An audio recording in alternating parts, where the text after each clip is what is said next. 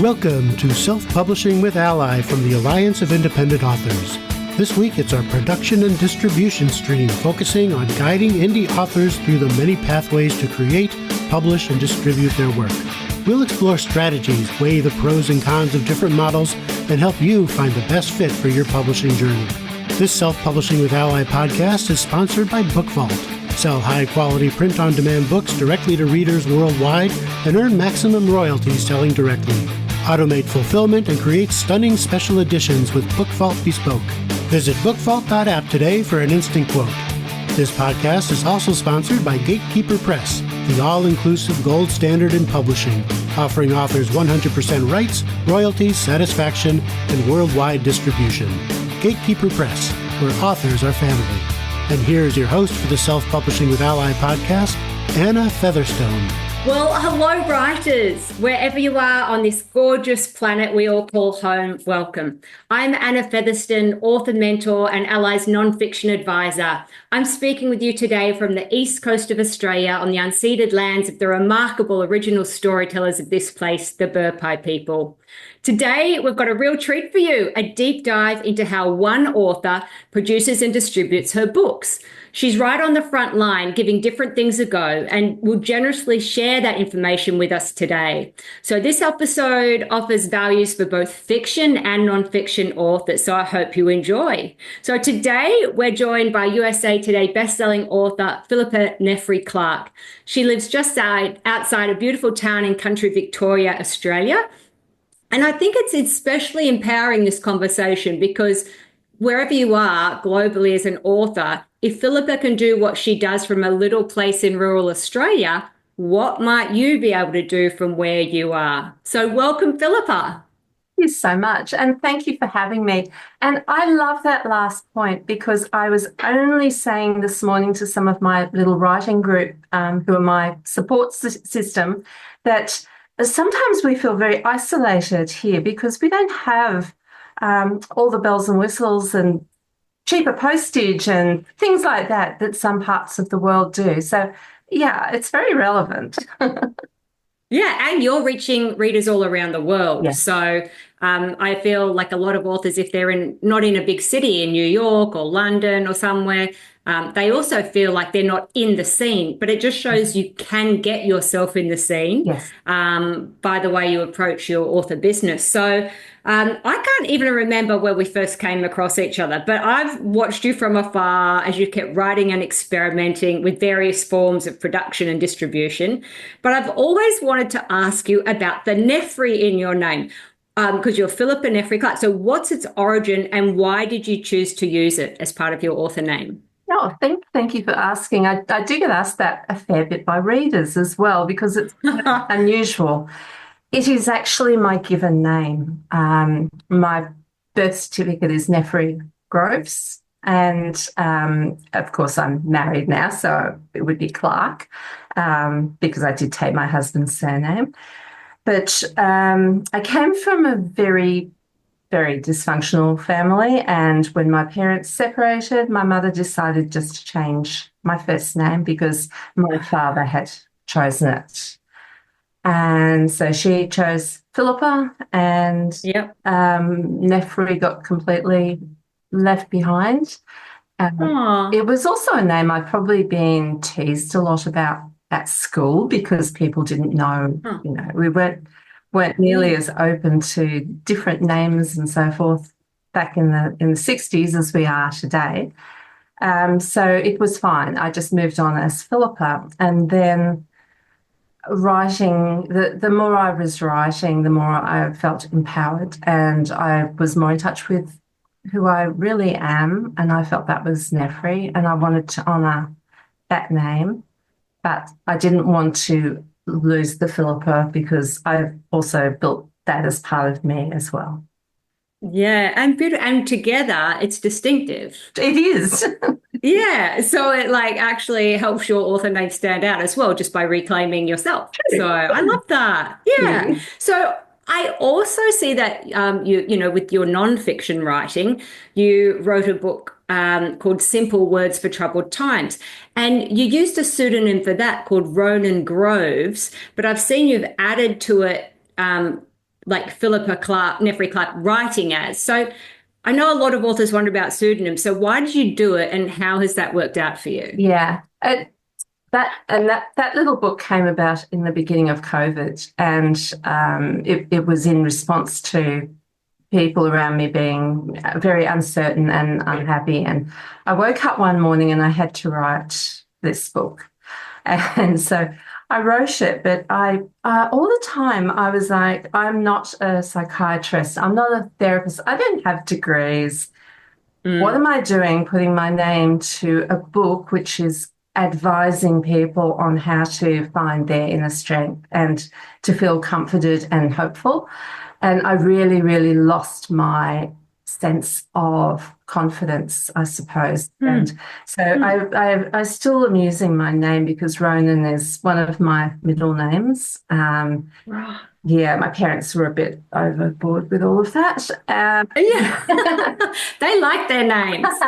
and of course, Groves was my maiden name. And I'd actually got the cover made without the Phillipa Nefri Clark. And just before I published it, I've gone, I'm being really silly here. I've got to take ownership of this. And that was my way of doing it. And I would love to write more nonfiction in the future. So I think I would capitalize on that. It doesn't mess with algorithms so much. It's separating the nonfiction from the fiction by changing the name that little bit. Yeah, I think that's interesting too, that like that's part of your production of a book, is thinking about all these kind of things, but also, you can always change as you go along as well. True. You can reintegrate names, you can come up with new pen names if you want, or you can just stick to one name. So I know we're talking to a diverse audience out there. So you can chop and change a bit. It's great if you get one name from the beginning, but different things work for different people at different times as well. Absolutely, yes. Yeah. So when you tell people you're an author, how do you describe the types of books you write? Yeah, that's such a good question, because I do write in several genres, but my books have a common theme, and that is it's feel-good fiction. I never put a tag onto it, but then I started to see other people using feel-good fiction, and it occurred to me that what I was writing was having the same readership as those people were.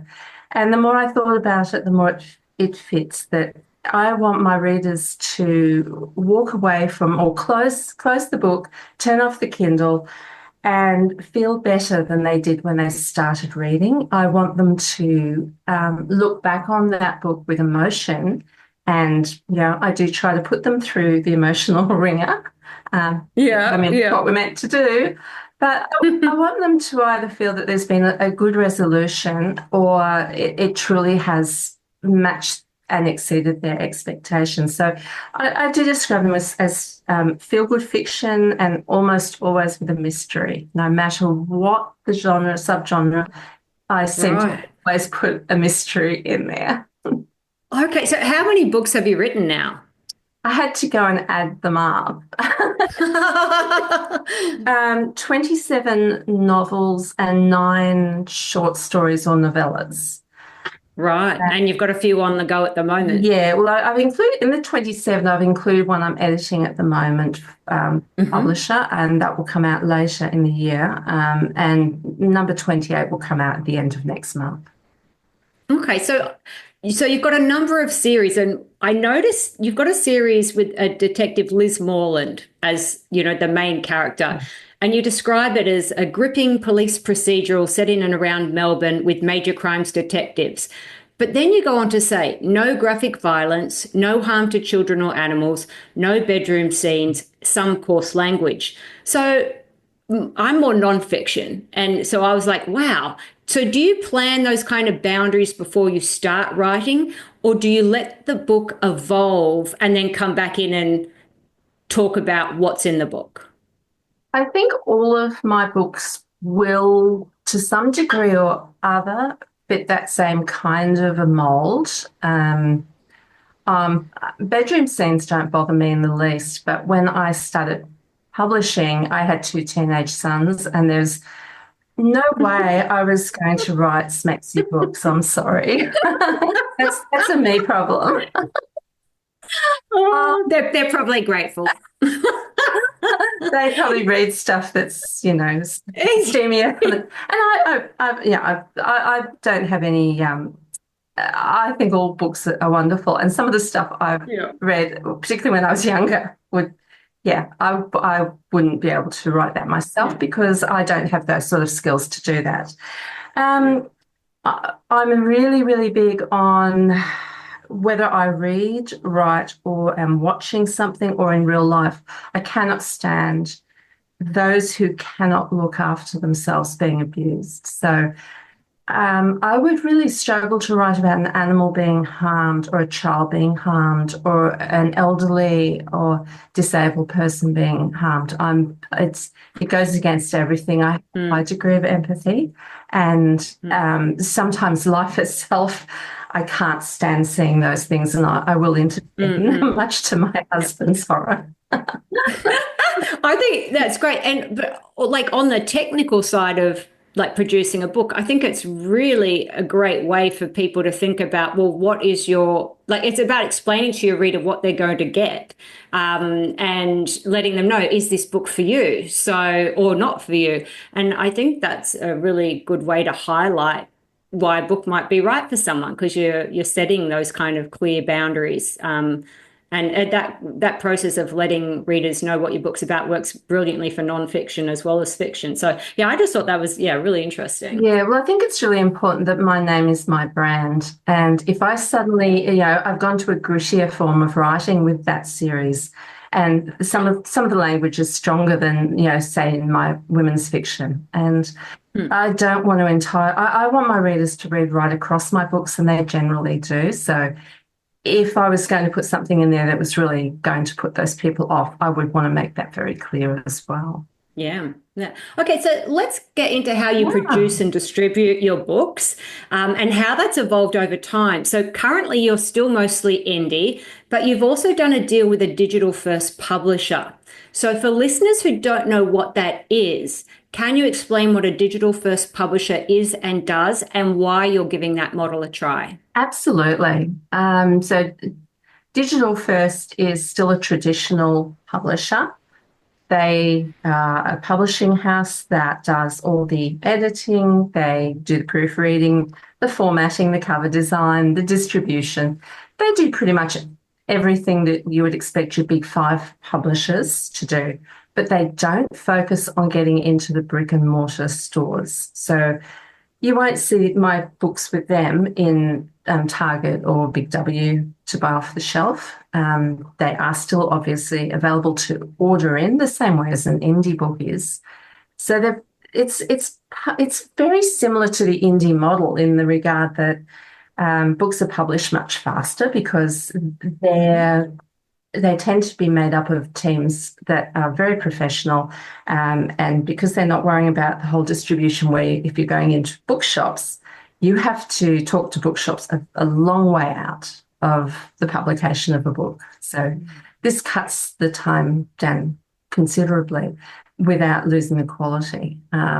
The royalties are excellent. I'm with Storm Publishing in London, and it's a 50% net royalty. So, it's every time they sell a book, I get half of it. And are they doing like a lot of marketing on your behalf, or is that still mostly up to the author? They do a lot of marketing. And I think the digital first publishers often do. I see it with Boldwood and Book Ocher and Joffe Books and so forth.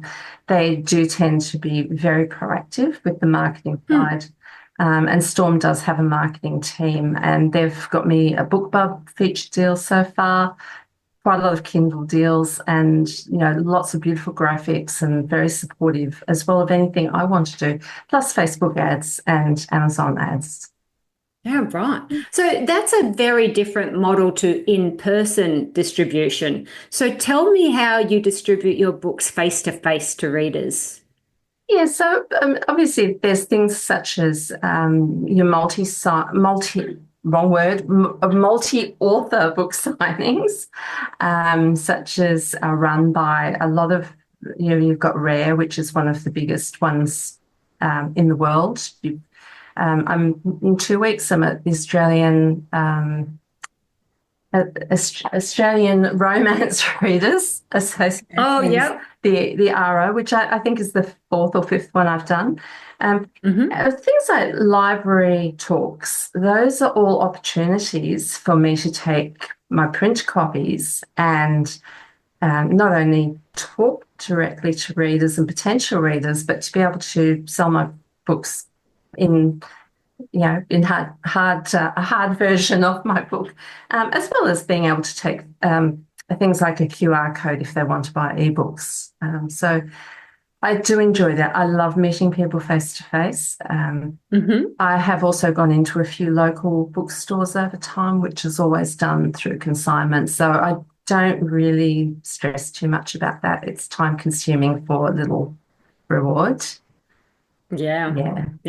Have you attended any overseas author signing events? Not as yet. It's something that is on my radar. I think just my time is very involved with writing. My schedule's been very heavy the last couple of years. So hopefully in the next 12 months. Yeah. Oh, it's funny. I've just come back from GenreCon in Brisbane. How was it? Oh my gosh, it was amazing. So for people who don't know, it's run by the Queensland Writers Centre, and it's an amazing gathering of all genre writers from romantasy, crime, sci-fi. Like, I was in another world. I was like, oh my gosh, this is so fun. And Stacey McEwen was there talking about author signings and her learnings of attending overseas. And some people were saying, they're going back 3 times this year. Wow. Because it's been so successful in America, doing those kind of events for them. So that's a really interesting way of distribution. Like it combines the marketing and the distribution side together. And actually that, like, just off the top of my head, I had such a ball up there. Like, it was so much fun. I then booked in for the Romance Writers Australia conference. Did you? Down in Tassie, because and that's what I want to say to people out there. Like, if you get a chance to take a holiday, see if there's an event that you can go to at the same time. So it might just be in your state, wherever you are, or if you're able to sometime, maybe take a trip somewhere else in the world to soak up that vibe from other writers. So I know recently people were over at London Book Fair, but I think, like, get down into the nooks and crannies where these indie authors are doing super cool stuff, and go and book in for that 3 days or whatever and experience a whole other world. Absolutely. Yeah. And I've got my, why I started doing it is I create a list every year of writers' festivals in Australia. So actually it's on my site if anyone wants to go to annafeatherstone.com. There's a whole list there. So if that tempts people to come to Australia, you can pick by state, you can do your travels by these different events. That's so cool. Oh, it's so cool. Okay. So, as an indie author, you produce ebooks, print, and audiobooks.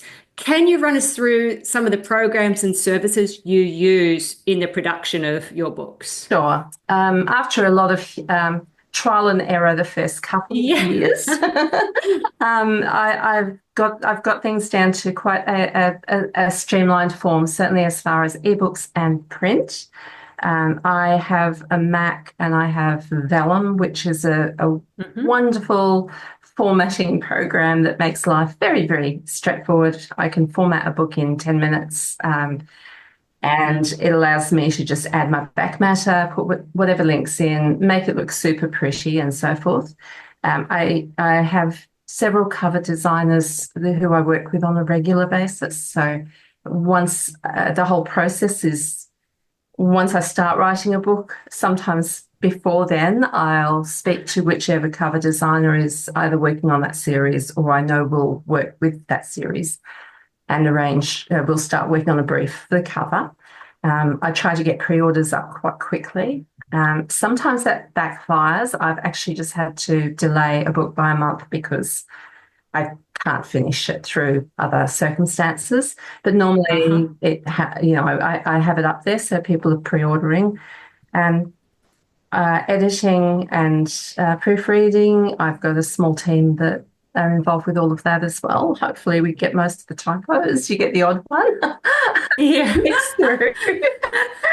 I try to get my print and ebooks out on the same day. Of course, we know that isn't always possible because not everything will align properly. But I certainly have my ebooks. I don't think I've ever just put an ebook up without a pre-order. So I know when that one's coming out. And then as soon as I know my word count, I have my print cover designed. And that is then loaded through Ingram Sparks I use. And I also use Kindle Direct Print. I like to use both of them. It is a little bit of extra work. But the Kindle print ones I can price to suit Amazon buyers, which is probably particularly important to do at the moment. Ingram allows me to distribute globally without me having to really do anything else. And it also is where I buy all my author copies. I don't like buying Amazon author copies. They always have printed or whatever by Amazon in the back of it. And certainly if I was to sell into a bookshop, they might find that a bit confronting. Yes, yeah. That's always the feedback. Yeah. So that's pretty much how the actual setup goes for distribution. Yeah. Okay. Well, we'll talk about your audiobooks a bit later. Yeah. But have you experimented with special editions, like collector's editions or custom formatting or extras? Yeah, it's something I really, really want to get my head around.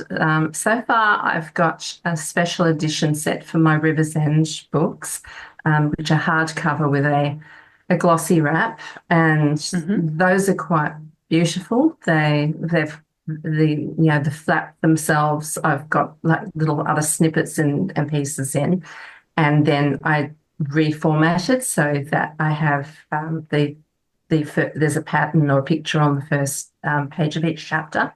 So they're not sort of at the level of the beautiful sprayed edges and so forth, but that's where I'm hoping to go to.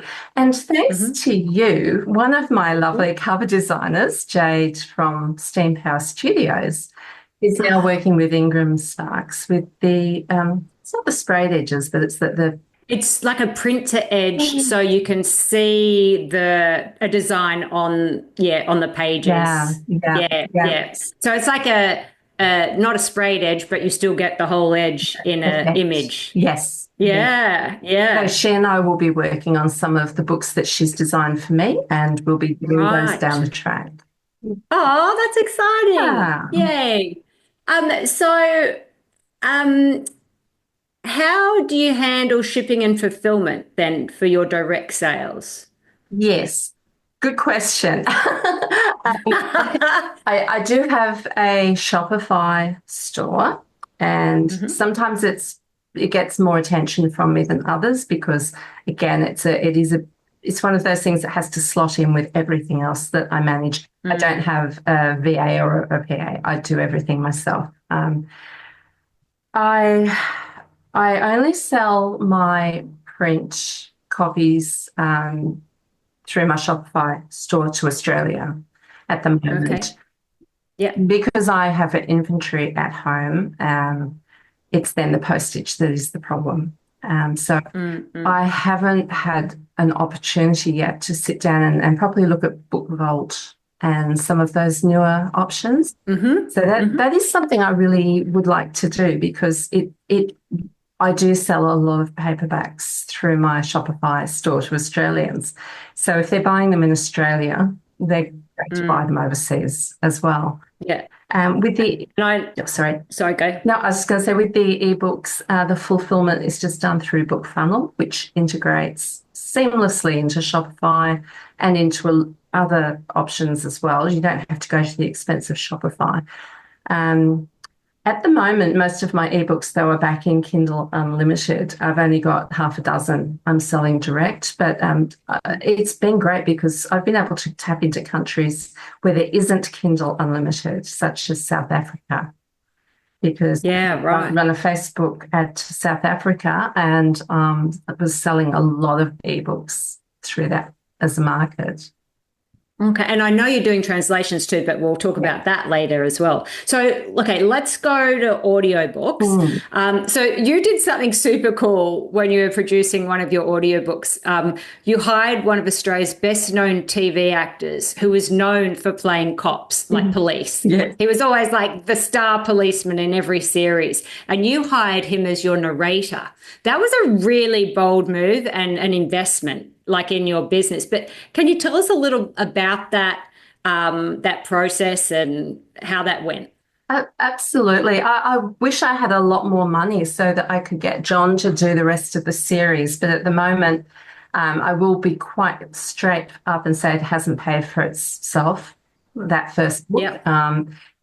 So when I was writing Lest We Forgive, which was the first in that series, my main character, Vince Carter, I knew who he was from the beginning. I wrote the book with him in mind, even though he's not the main character, but he's a big part of it.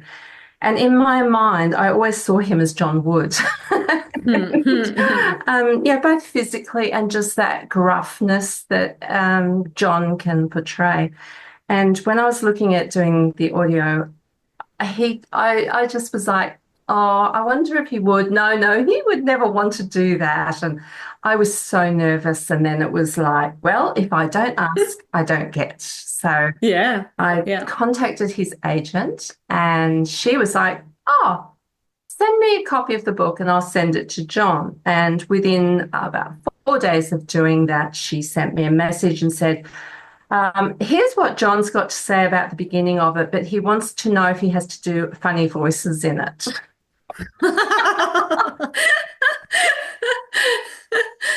He absolutely loved it. He could see himself actually playing it if it ever Yeah, became a right. film, which was Yeah. perfect, of course.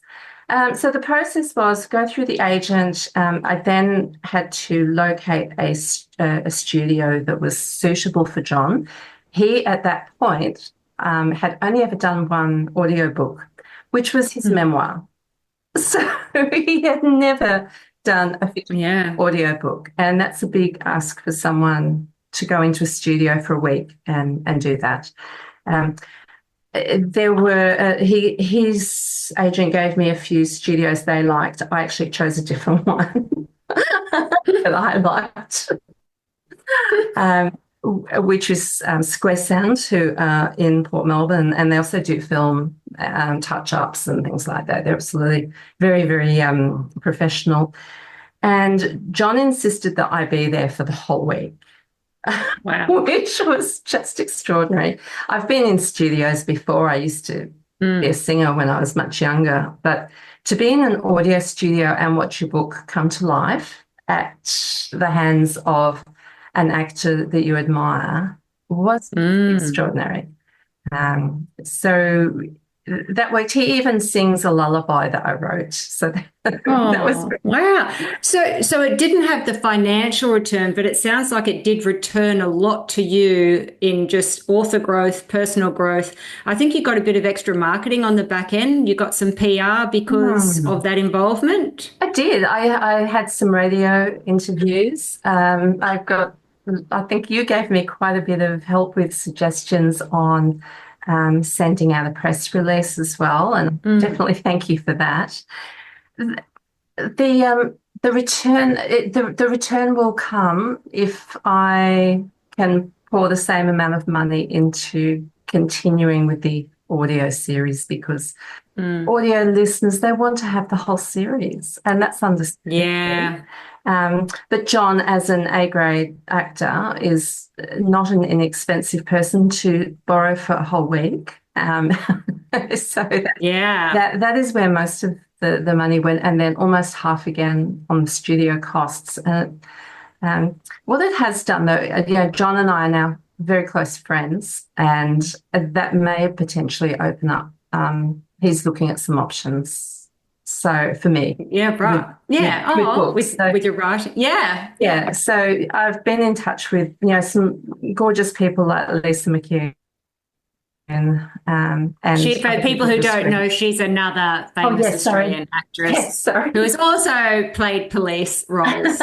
She has, and Yeah. she's now part of a new film company. So Mm, mm. there's just, Yeah, interesting. yeah. So I love doing it, and I would love to continue doing that. But so far I Budget. can't justify it financially. Yeah, Yeah. yeah. I love though, like how when you take a step as an indie author, it can just lead to other things that you don't know at the time. Yeah. Like you set a path and then you do a bit of this, a bit of that. And it's like every different step you take can actually lead somewhere, but you just have to keep taking the steps. Absolutely. And that's what Yeah. probably keeps me going, because you don't know what's around the next corner. Yeah. Yep. So have you had any production disasters, like bad print runs, errors in ebook files, issues, and what did you do to fix them? Yeah, all the above. Usually because I've stuffed up because I've been going too fast. So I've done things like uploaded the wrong file for an ebook, and you get slapped on the hand for that. But as long as you fix it quickly, it's all good. I've got about 10 copies of a book at the moment. I'm going to take to book signing and sell for $5 each, because the text on the spine is from a different book, and neither the designer or I picked it up despite a million looks at it, because that happens. Yeah. But look, to me, if there's a problem, you just address it. Yeah. There's no point stressing about it. Sometimes you lose money over a mistake you make, but hopefully that then teaches you to be a bit more cautious next time. Oh, yeah. I've also seen some authors who this is happening to as well. They're doing now book blinging. So if their books are damaged, and they get a box and they're damaged, then they just start mending the book and film it, and then people ask to buy that book. I know. Or they, It's so draw, start colouring in or adding bits and stickers. And so, there's less waste, and it's a fun way to make something of more art, I suppose. Absolutely. And look, any mistakes I have like that with printing, I just pop them onto my my website, and I just have them under discounted paperbacks. And for someone who perhaps wants to try my books, but they don't want to put the investment in for a brand new book, they're quite happy to pay a few dollars for something. Yeah, and I think this is great. Like, we don't have to be perfect, and I think the new world is accepting. Like, we don't want to make silly mistakes or put out bad books, but the world is now much more accepting that you're human, and if you can show that you're human. In how you respond, or with a sense of humor, I think that goes a long way with readers. It's funny. Yeah, my son came home the other day and he goes, "Oh, Mum, you'll like this." I said, "Oh, what?" And he said, "So there's a beer company in Australia, a smaller one called, or I don't know, but it's called Better Beer, and it's very hot with these, kind of young under 30 kind of people. Yep. They actually printed their cans upside down, so." The writing is, and hundreds of thousands of them, cartons and cartons of this beer. So instead of just going, "Oh my gosh, we have to bin everything," or I don't know, or maybe this is the world's best smart marketing gimmick ever. Okay. So these cans are now almost like collector's items. People were rushing to the bottle-os to buy them at a discount. And then they've built a marketing campaign around it to send us your best, social media with the upside down, writing. So, so I think authors just who are listening out there, be a bit easy on yourself. Take a step back. How can you're already a creative person. How can you creatively, make up for some of those errors and mistakes? How can you, Yes. Yeah, it's so fun. Okay, so let's talk about, I could talk to you for ages, but Me obviously we have too. time limits. So I want to talk to you about how you're approaching your translations. Like, how technically do you go about it and how do you distribute them? Absolutely. I have always wanted to do translations, and the amount of times I have queried different translators that have been recommended to me, and as a small indie author who I just had my first six-figure year last year. Everything up till Woo! it doesn't mean I made that much money, but I know, but like it's more than one, isn't it? It turned around, and for the first time, I'm seeing that I am able to do what I want to. But I think the whole thing with John Wood spending an awful lot, 5 figures on an audiobook, that hasn't made me my money back. I've been very cautious about translations because for Germany, for example, you're looking 4,000 to 6,000 Australian dollars for an average length book. However, I did something a bit controversial, which I know not everyone will agree with, and I had to do a lot of soul searching because I'm very about AI, and I was going to say, you're talking about AI. you're talking about AI. See, I won't use AI for artwork. I won't use AI for writing. I don't even use or any of, even with Word. I write in Word, and I don't use any of those sort of. I use the spell check, and that's it. And that's why I have human editors, because I'd rather pay a human.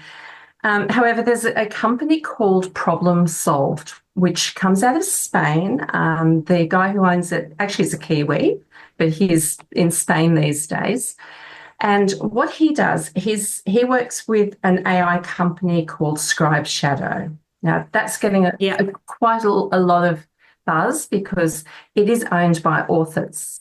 It's not just a go to Google Translation, but so Scribe Shadow is designed and run by authors for authors. Some authors are just using Scribe Shadow and putting the book straight up, and I can't do that because I don't speak any of these other languages except a few words here and there. For me to put an unedited book up wouldn't feel right for me. So I work with Problem Solved. They do the machine translation, and then they give it to one of their human editors and proofreaders. So it then goes back into all those little nuances and the words and so forth that AI can't possibly always get right. And so that's, it took a lot for me to do that, but I've got a lot of very good friends here in Australia as authors who it's been a game changer for them. And I then found out that many translators do the machine translation first anyway because it speeds their process. Yeah. So I was listening to the conversations around AI translation up at GenreCon, and some people were saying that there was such a big queue for a lot of the human translators that it was hard to get your books done. So this has actually really sped up the process. And one author was saying that she used the translation service directly, but then gave it to like some backpackers, like French and Germans, to read it. And they apparently said it was a very, very good job. Yeah, well, I certainly love still being able to use humans to do the work that for me is the creative side, which is the editing and proofing. Yeah. It costs more than just using Scribe Shadow, and it costs time as well. But you're looking at around a 3-week turnaround for most books. I think it's an exciting time because it's often, we're speaking in English here, but I can't wait to read more French, Spanish, Arabic, German books. So this is exciting for authors all over the world. Yes. We're going to be able to read, and have access to, Korean, like so many more cultures and their creatives as well. So it's really interesting how that's going. It is. And, I would rather see AI being used in a way like this, where it's hand in hand with humans, than some of the imagery we see that's being made that is literally stopping. Stealing. It is stealing, and that's what distresses me. The other thing I've just done, because I've put all of those books into Kindle Unlimited so far, and I was going to ask, how are you distributing? Yeah, so Kindle Unlimited and print in German, French, and Italian. Not all. I've got one series in German and French, and one series in French and Italian. So that's where we're sitting at the moment. I'm already making more from my French than any other country but the US. Wow. Which is huge. I'm really big in America. I make a lot of, that's my main market. And French was a few $100s a month behind at the moment and catching. Wow. How did you get that visibility in that market? Yeah, Facebook ads. Yeah, right. I love my Facebook ads. I have to admit, and they're very inexpensive to run in Europe. So far, it's only a couple of cents a click sort of thing. Just very briefly, the other thing I've done with translations is I was about to put my detective series into Dutch. And so I thought, well, I'll reach out to Kobo because Kobo is huge in the Netherlands. It's bigger there than anything else is. And I emailed them because I've got a great relationship with them from being direct with them for a long time. And I said, hey, guys, if I go exclusive with you for, say, the first year, you want to give me some promos or something, in a nice way, of course, they're very respectful. Of course. And they came back and after some toing and froing, they offered me a contract for Kobo Originals for that series in Dutch. Wow. Yes. Wow. That's so cool, Phillipa. Thank you. It's very exciting. Yeah, like you just keep taking the steps. That's the thing. And building on relationships. I think relationships really matter, and I'm really a big believer in not burning bridges unless you really, really know it's for a good purpose. Kobo have been fantastic to me for many years. I love them. And the time will come I'll go back out of Kindle Unlimited. I move between Wide and Kindle Unlimited every couple of years. And I really can't wait to go back to them. But that was very exciting. Yeah. Oh, it's so great. And it just shows, to stay adaptable, be flexible, changes the market changes, new technologies coming, like all those different things play in and, the whole global scene. So, just being nimble, I suppose, which is another great thing to be an indie author. Oh, gosh. So part of producing books is being able to continue to produce books. So you use a specialized accountant who works with creatives and authors. Do you think that's benefited you? Yeah, not every author needs that. And I know lots of authors that are really savvy with finance stuff. I'm not. I'm really not a numbers person. I don't like dealing with government. I don't like the ATO. They frighten. That for people. That's the Australian tax office. Sorry. Yeah, I worry that I will mess something up. So I had two bad experiences with accountants who were putting me in a very poor position rather than me being able to go forward. And I was put onto a company in Queensland, and they had to go back and change 3 years of tax returns because they'd been done so wrongly.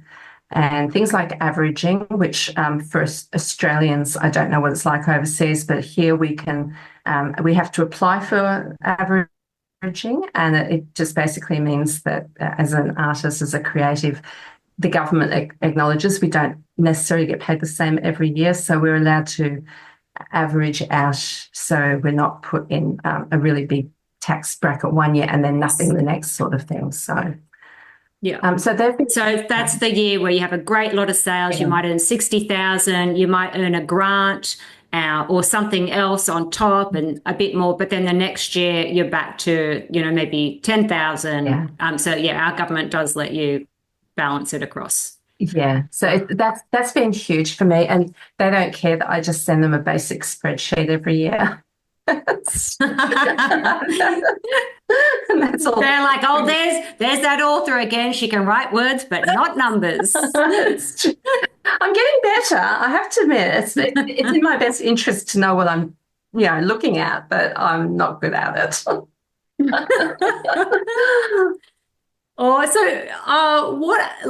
What are some of your other top tips for authors out there, either who are new on the scene, kind of midway through, or coming to terms with the ever-changing landscape? What have you got to say, Phillipa? I really love talking to newer authors and ones that have been around for a few years. And I've been lucky to learn from a lot of authors, so I love giving back a little bit. I think it's really, really important you owe it to yourself. If you want to either be a full-time author or make a good living and having your books visible, spend the time learning, not just about the book side of it. You're an author already. You know how to write your book. Learn how to do the marketing. Learn how to prepare your book so that it looks 100% professional. And somebody that's buying a traditional book and your book, they're not going to know the difference because you have a beautifully edited, beautifully formatted book that has an on-point cover. Don't be afraid to spend some time learning about that. With things like marketing, rather than believing every guru that comes along, and some gurus are very good, but others want to throw everything at the wall, a spaghetti at the wall thing, and you waste a lot of your money.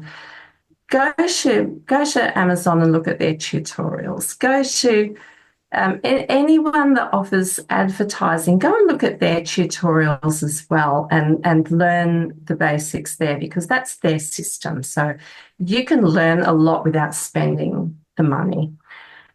Go and look at authors that you admire and observe what their systems are. Observe how they interact with people, and it's not copying people, but there's an author here in Australia who I admire so much because she completely pivoted a couple of years ago, and she's just doing so well, and she's just the most amazing author and business person, and I admire her so much. And learn from the people around you. Build a small group.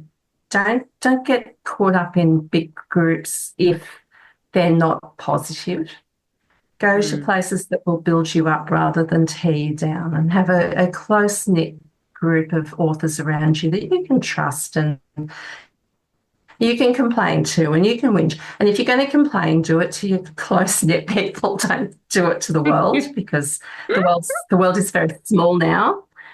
And just focus on write the best books you possibly can, and don't be afraid of changing and pivoting, because it can be really worth it. Yeah. Oh, that's such great advice. Thank you, Phillipa. You're such a generous sharer. And it's, I'd like to, just watch you the next few years. Like, what do you get up to next? And if you ever get that TV series made, I'm coming to that premiere. I'll invite you, don't worry. So thank you again. On behalf of me, Anna Featherstone, and the ALLi team, we really appreciate you. And happy writing and publishing to everyone out there. We hope you're enjoying these podcasts. There's more to come. And Phillipa, you can have the final sign off. Well, thank you from me here, and it's from my heart to yours. Oh, beautiful. Okay, goodbye, everyone. Bye. You've been listening to the production and distribution stream of the Self-Publishing with ALLi podcast with Anna Featherstone. This Self-Publishing with ALLi podcast is sponsored by Book Vault. Sell high-quality print-on-demand books directly to readers worldwide and earn maximum royalties selling directly. Automate fulfillment and create stunning special editions with Book Vault Bespoke. Visit bookvault.app today for an instant quote. This podcast is also sponsored by Gatekeeper Press, the all-inclusive gold standard in publishing, offering authors 100% rights, royalties, satisfaction, and worldwide distribution. Gatekeeper Press, where authors are family.